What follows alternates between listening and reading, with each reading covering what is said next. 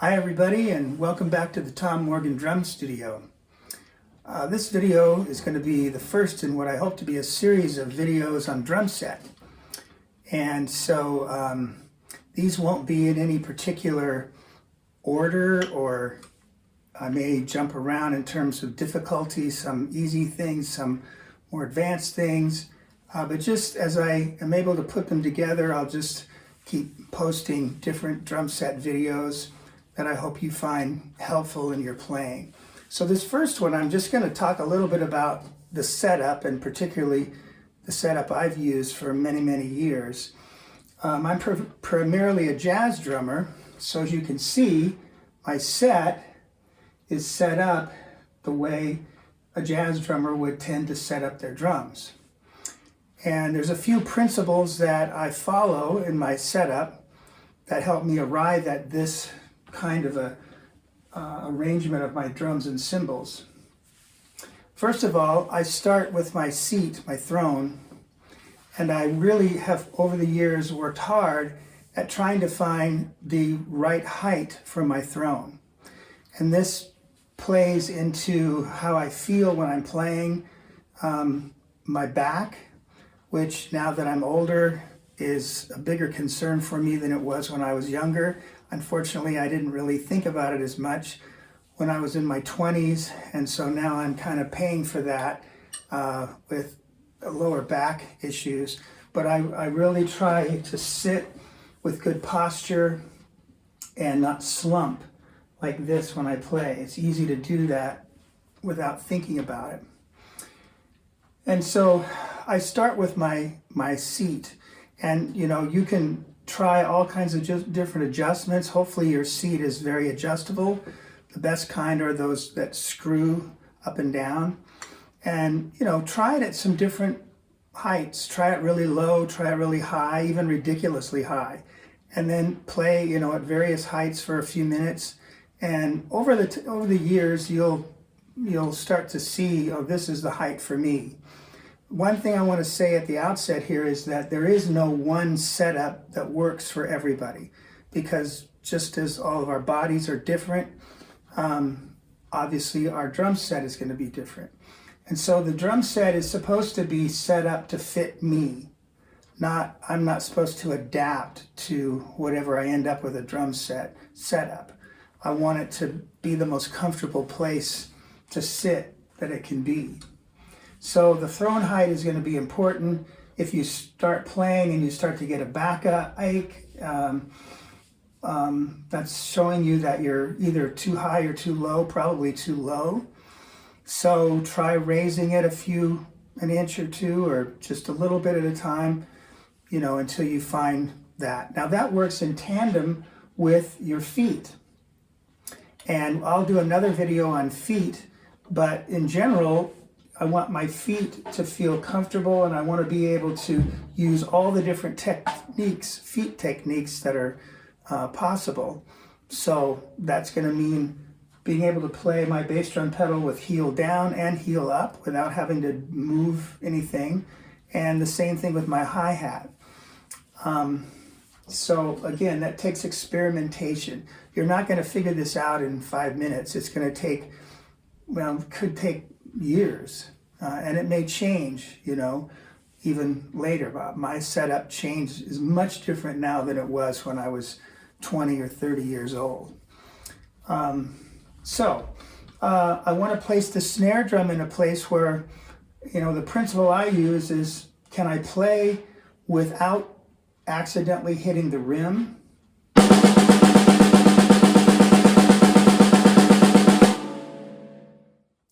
Okay, I don't want to actually accidentally get rim shots when I don't want them.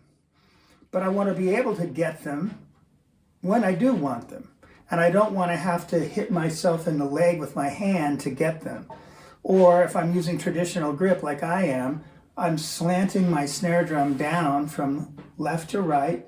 And so I don't want to be leaning down here like this. There's another problem that's going to come back to bite you later if you're always playing and leaning to the left with traditional grip. Traditional grip demands that you slant your drum. If you don't, you're going to get back problems. And so I really recommend that. So I want to be able to get a nice left-hand rim shot this way and a right-hand rim shot, but not get them, have them happening when I don't want them. The next thing as a jazz drummer that I think about is not the toms, but the cymbal, the ride cymbal. Because I'm going to be playing on my ride cymbal 90% of the time on a gig, maybe 99%.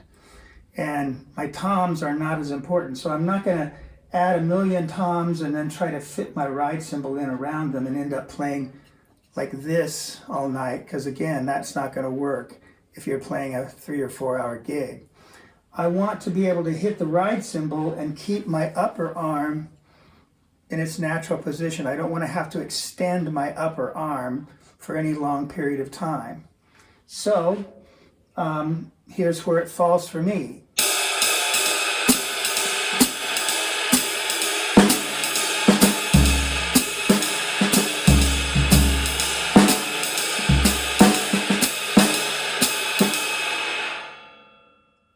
Same thing over here.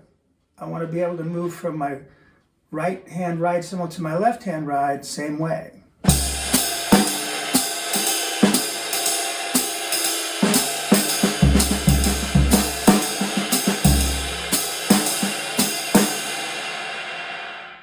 Okay, now for a jazz drummer, and Mel Lewis talked about this, great jazz drummer, big band player.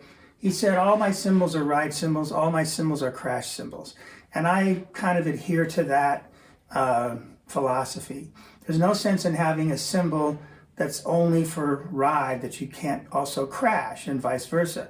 Now I am kind of cheating because I do have this 16-inch crash cymbal here that I don't always use, but if I am playing in a big band and I have the luxury of being able to bring my own drums and set them up, sometimes I'll bring this cymbal because it is nice to have this higher pitched crash cymbal to use in a big band setting. But other than that, all my cymbals, even this China cymbal, I can use as a ride cymbal or a crash cymbal.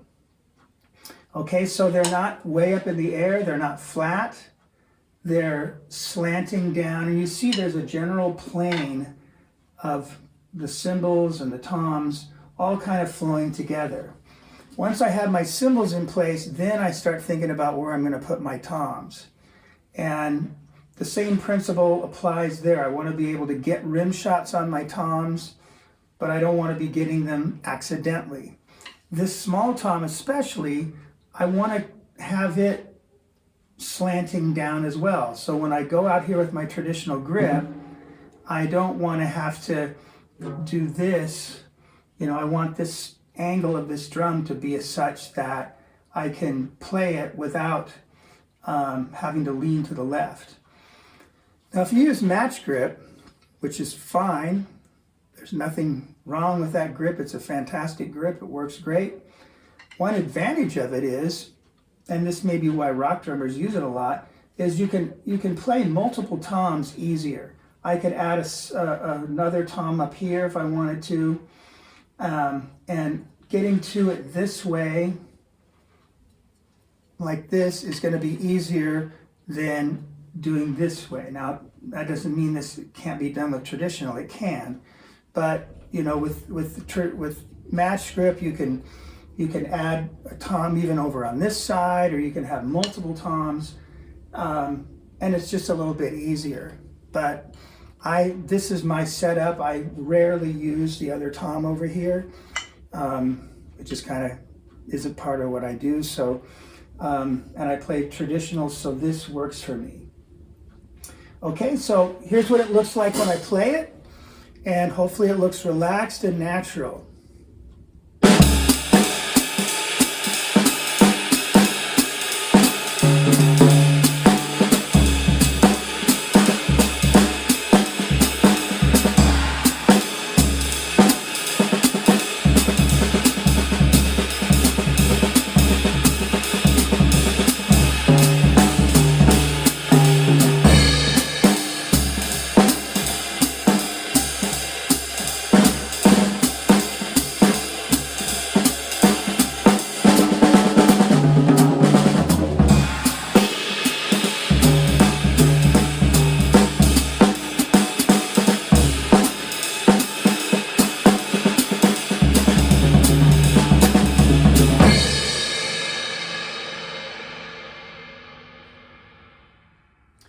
Okay, so that's the setup I use. Again, that doesn't mean that there's only one right way. There's going to be as many different setup arrangements as there are different drummers. But the principles are, I think, the same for everyone. And the principles of being relaxed and having everything within reach and considering, you know, what am I going to play on the ride cymbal more than I play on the toms? So what things do I give priority? All those principles are going to help you arrive at the best setup for you, and that's the important thing. So, hope that helps you, and stay tuned for more drum set videos in the future. And please subscribe to this channel and like this video, and I will see you again in the next one. Thanks. Bye-bye.